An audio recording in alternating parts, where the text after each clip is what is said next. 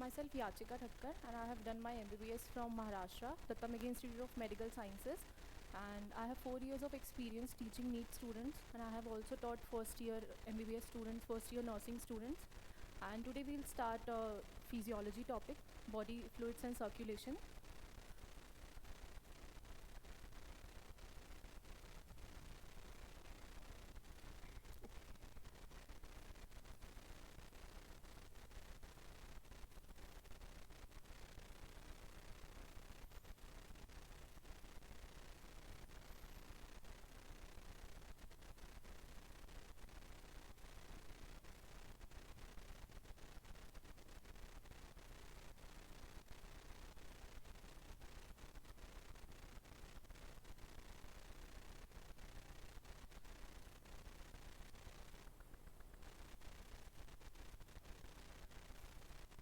Okay, so this is most important topic for NEET. Also in your MBBS, this will be most helpful. So let's we start with what is body fluids? Like what's the role of body fluids? See what happens is हमारे body में हम जितने भी substances intake करते हैं, मैंने खाना खाया, आई हैव इनटेक फूड, मैंने ऑक्सीजन लिया, तो ये सारा मेरे बॉडी के हर एक सेल तक के जाना चाहिए. As you all know the living cell, every living organism is made up of cells. Okay, the basic functional unit of living being is a cell. तो हमारी पूरी बॉडी सेल से मिलकर बनी हुई है.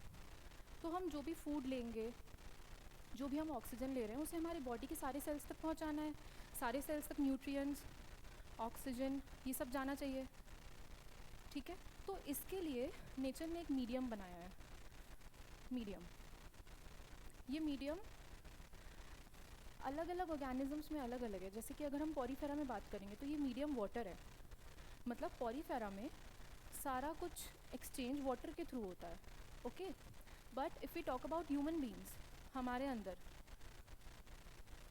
ह्यूमंस में ये चीज़ ब्लड के थ्रू होती है. So blood act as a medium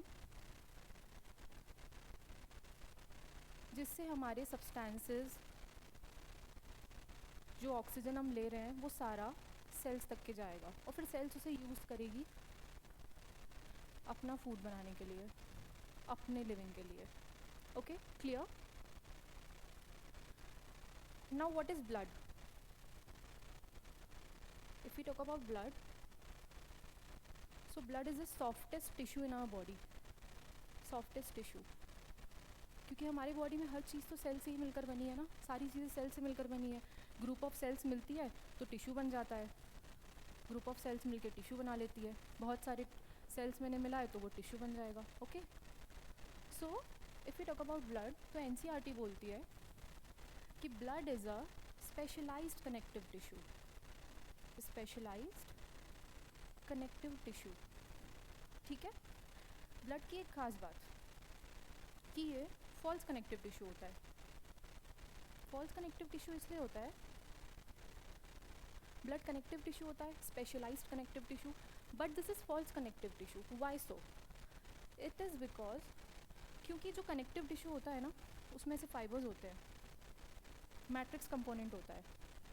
तो ब्लड में मैट्रिक्स तो है, इसका मैट्रिक्स प्लाज्मा बनाता है. I let you know what plasma is. लेकिन इसमें फाइबर्स जो हैं ब्लड में, फाइबर्स एब्सेंट रहते हैं. Fibres absent. तो फाइबर्स एब्सेंट है और कनेक्टिव टिश्यू की सेल्स के पास रीजनरेशन का पावर है, वो रीजनरेट हो सकती है. बट ब्लड में मैच्योर आरबीसी, ब्लड के अंदर जो आरबीसी रहती है, उसके अंदर न्यूक्लियस नहीं रहता है.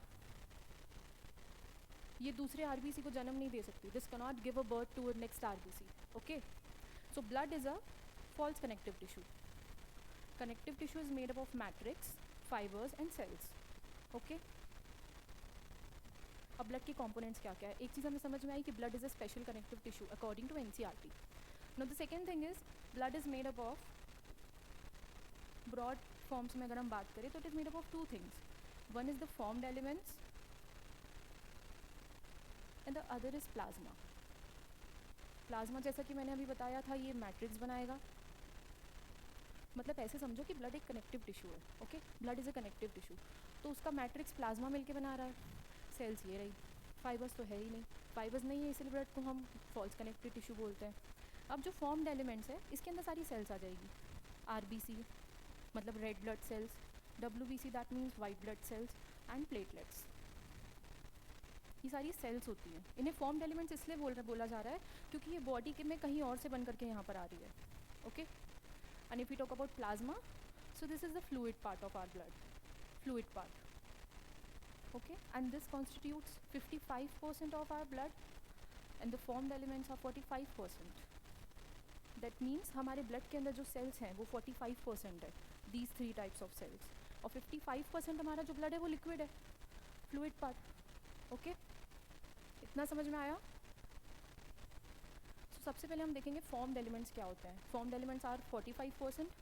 Blood is a false connective tissue. These are the important things. So now if we talk about red blood cells, RBC, इन्हें हम एरिथ्रोसाइट भी बोलते हैं. Erythro word is basically use for RBCs and cyte means cells. ऐसे ही हम WBC को leukocytes बोलते हैं. So leuko word is use for white blood and cyte means cells. Okay, so red blood cells are also called erythrocyte. Erythrocyte भी हम इन्हें बोलते हैं. अब ये इनका फॉर्मेशन कहाँ होता है? कहीं से तो बनकर आई होगी ना. फॉर्मेशन कहाँ होता है RBC का? सो RBC is basically formed in bone marrow. Bone marrow पता है क्या होता है? बोन तो पता होगा, मैरो पता है क्या होता है? सी,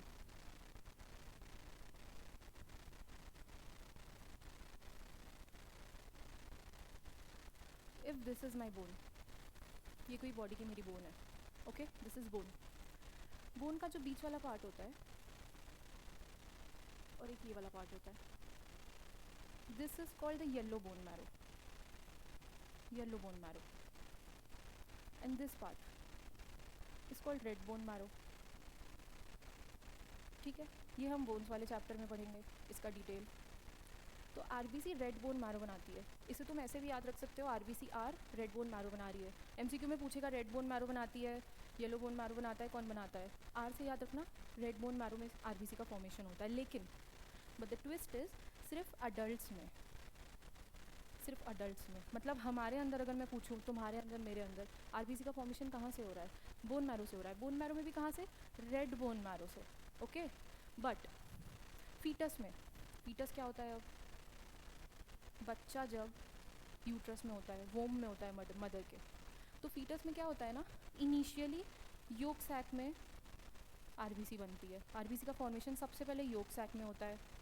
उसके बाद लिवर RBC बनाएगी, स्प्लीन RBC बनाएगी, थाइमस RBC बनाएगा. ठीक है, और अडल्ट लाइफ में बर्थ के बाद ये काम बोन मैरो को दे दिया जाता है. वैसे ह्यूमंस में एक टाइम पे येलो बोन मैरो भी RBC का फॉर्मेशन करता है, लेकिन वो बहुत ओल्ड एज में, जब रेड बोन मैरो पूरा ख़त्म हो गया है, तो उस टाइम पे येलो बोन मैरो के पास उतना पावर होता है कि वो RBC का प्रोडक्शन कर सके. बट हमारे एग्जाम्स के लिए हमें बस ये याद रखना है कि अडल्ट लाइफ में, अडल्ट्स में रेड बोन मैरो में RBC का फॉर्मेशन होता है और फिर ये ब्लड में भेज देती है. ओके, एंड फीटस में योक सैक में लिवर, स्प्लीन एंड थाइमस. ये क्वेश्चन आपके नीट में पूछ सकता है. Okay, clear? अब आगे फॉर्मेशन तो पता चल गया हमें RBC का फॉर्मेशन कहाँ होता है. अब ब्लड ने, बोन मैरो ने RBC बना दी, भेज दी ब्लड में. ब्लड, बोन मैरो ने, रेड बोन मैरो ने RBC बनाई, ब्लड में भेज दी. ठीक है, अब जब बोन मैरो में RBC बनती है ना, बोन मैरो में, तो ये इमेच्योर फॉर्म में रहती है. इनिशियली जब RBC छोटी रहेगी तो इमेच्योर फॉर्म में ही रहेगी ना. तुम जब छोटे हो तो तुम भी इमेच्योर फॉर्म में रहते हो. तो जब ये इमेच्योर फॉर्म में रहती है तब तो इसके पास न्यूक्लियस होता है. न्यूक्लियस मतलब पता है ना, सेल ऑर्गेनेली. सेल चैप्टर में हम पढ़ेंगे, हर सेल के अंदर एक न्यूक्लियस होता है. ठीक है, तो न्यूक्लियस इमेच्योर स्टेज में RBC में प्रेजेंट रहेगा. बट जैसे जैसे ये मैच्योरेशन की तरफ बढ़ती है, मैच्योरेशन, तो इसमें से न्यूक्लियस गायब हो जाता है. दैट मीन्स कि मैच्योर RBC, मेरे और तुम्हारे अंदर जो RBC है अभी सर्कुलेट हो रही है जो, दैट इज एन्यूक्लिएटेड.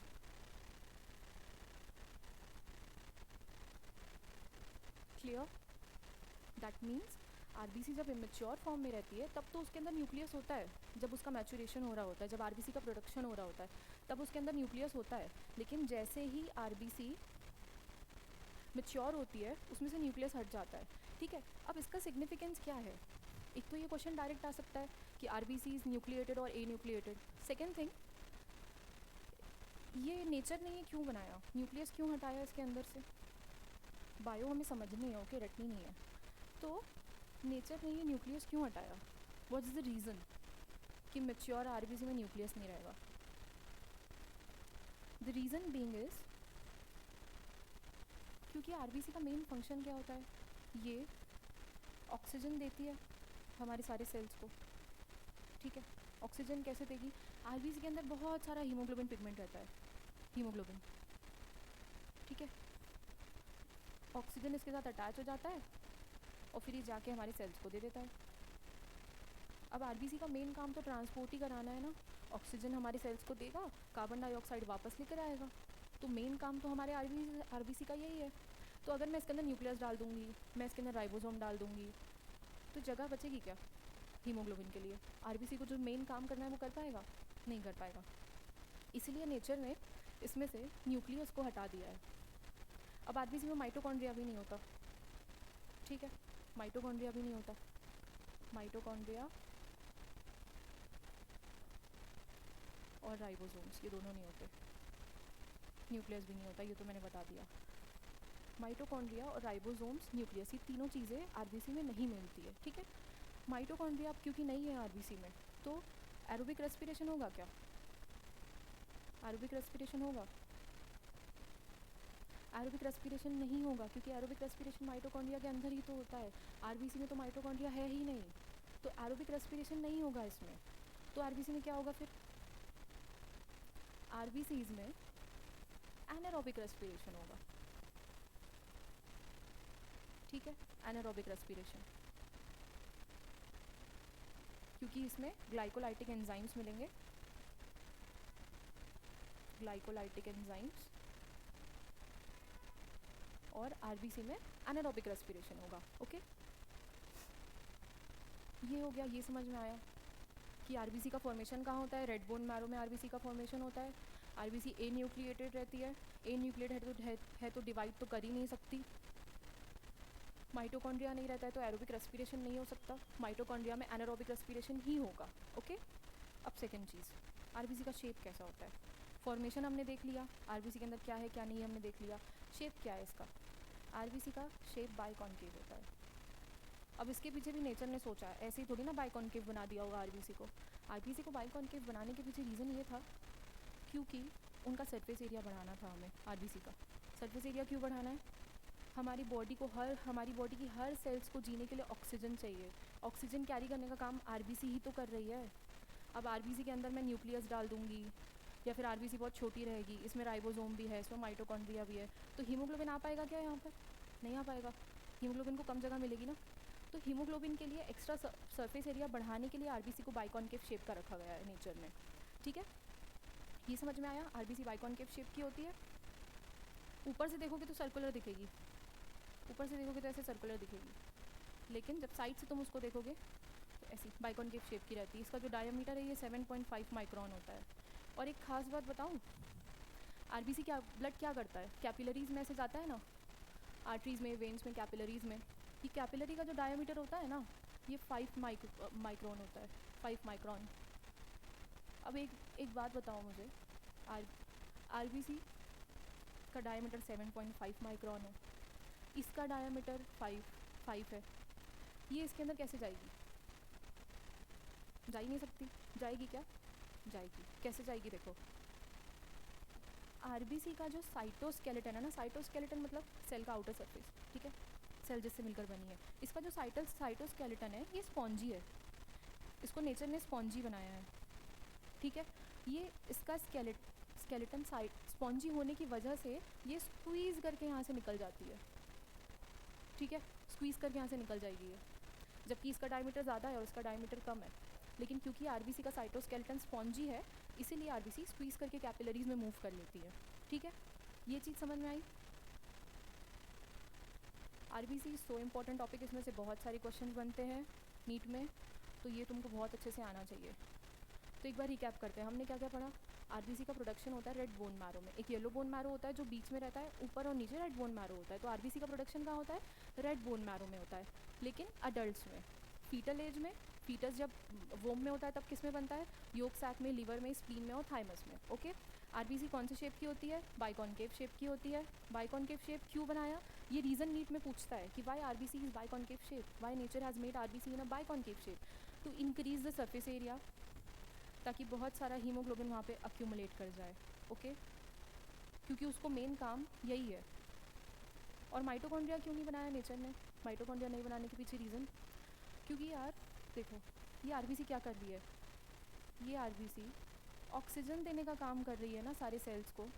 अब अगर यहाँ पे माइटोकॉन्ड्रिया होता, माइटोकॉन्ड्रिया होता, लंग्स से आया, एयर आई, ऑक्सीजन आया इसके पास, अब ये ऑक्सीजन टिश्यू को देने के बजाय खुद यूज़ कर लेता आरबीसी माइटोकॉन्ड्रिया में, खुद के रेस्पिरेशन के लिए यूज़ कर लेता। नेचर को ये चीज़ नहीं चाहिए थी, नेचर ने बोला आरबीसी तू ऑक्सीजन यूज़ नहीं कर सकता है, you can not use the oxygen, क्योंकि तुम्हें वो ऑक्सीजन टिश्यू को भेजना है, यही तुम्हारा काम है, मैंने इसलिए तुम्हें बनाया है। तो इसलिए आरबीसी के अंदर से नेचर ने माइटोकॉन्ड्रिया को हटा दिया। लेकिन अब उसको भी तो जीने के लिए कुछ चाहिए, ही ऑल्सो वॉन्ट समथिंग। तो इसीलिए इसमें बताया मैंने जैसे अभी कि इसमें एनारोबिक रेस्पिरेशन होगा, ठीक है, बिना ऑक्सीजन के। एनारोबिक रेस्पिरेशन जिसमें ऑक्सीजन यूज़ नहीं होता। ग्लाइकोलाइटिक एंजाइम्स मिलेंगे इसमें, ये तुम बॉटनी में पढ़ोगे, ग्लाइकोलाइटिक एंजाइम्स, और इससे आरबीसी जिएगी। अब आरबीसी का लाइफ स्पेन क्या होता है, 120 डेज़। वैसे उसके बाद ही आरबीसी स्प्लीन में जाके डिस्ट्रॉय हो जाती है। स्प्लीन को हम ग्रेव यार्ड ऑफ आरबीसी भी बोलते हैं। स्प्लीन, स्प्लीन को ग्रेव यार्ड ऑफ आरबीसी, क्योंकि यहाँ पे आरबीसी बन जाती है, मर जाती है, ठीक है। लेकिन तुम्हें पता है एक अच्छी बात, कि हर रोज़ हमारे बॉडी में, मेरे और तुम्हारे बॉडी में हर रोज़ कुछ परसेंट, 1-2% आरबीसी हर रोज़ डिस्ट्रॉय होती है और हर रोज़ बनती है, और कुछ परसेंट में फॉर्मेशन भी होता है, हर रोज़ होता है ये, ठीक है। ये चीज़ समझ में आई कि आरबीसी बाइकॉनकेव शेप की होती है, रेड बोन मैरो में इसका फॉर्मेशन होता है। The third thing is RBC का लाइफ स्पेन 120 डेज़ होता है, और ये मिलियंस में मिलती है हमारे बॉडी में, 5 to 5.5 मिलियंस, ठीक है, मिलियंस में रहती है आरबीसी हमारे बॉडी में। और जब आरबीसी बढ़ जाती है तो उस कंडीशन को हम पॉलीसाइथेमिया वेरा कहते हैं। ये तुम्हारे सिलेबस में नहीं है खैर, ठीक है। बस ये पूछ सकता है कभी अच्छे क्वेश्चंस में कि increase in number of RBC is known as, तो that is called polycythaemia vera. Okay,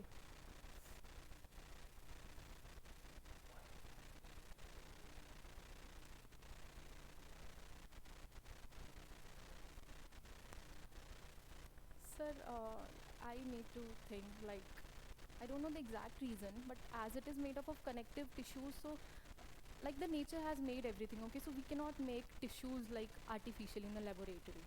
So as I mentioned, it is a specialized connective tissue, so we cannot form a tissue, okay, if we able to form the tissue, then हम एक human being भी बना लेते फिर। So I think that's the reason, but I need to research about that.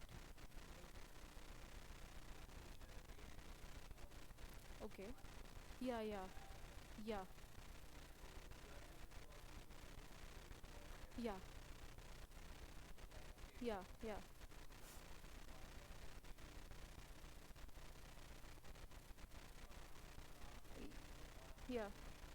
yeah. Sir, as a bio student, I can say that this is only the beauty of nature, that we cannot form a heart outside in a laboratory. Like, we can form a same kind of thing which works similarly, but we cannot make the exact thing which nature has made. Like, I believe as a biology student that it is not possible. That like nature has made everything, like after thinking so much, each and everything in a biology has reason. So, so RBC is clear. Okay. So thank you so much. Thank you so much, sir. Thank you, sir. Yeah. Actually, I'm more comfortable in Hindi. So, but Hindi terms, yeah. Because for understanding the Hindi is quite good. Thank you so much, sir. ये भैया ये निकाल दो.